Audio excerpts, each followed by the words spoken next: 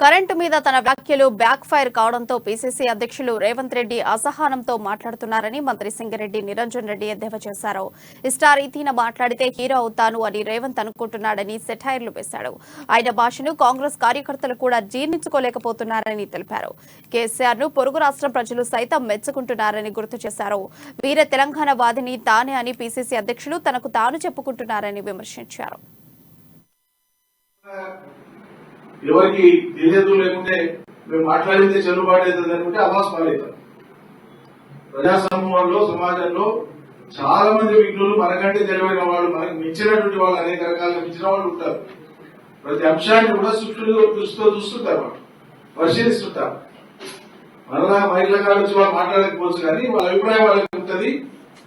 అదే సందర్భం వచ్చినప్పుడు ఓటు రూపంలో కొట్టి చూపిస్తారు జనం. ఎప్పుడు మీరు మాటకు నిలబడి ఉన్నారు? ఈ పదే పదే ఇంత పొడుగు మాట్లాడతారు పిసిసి అధ్యక్షులు.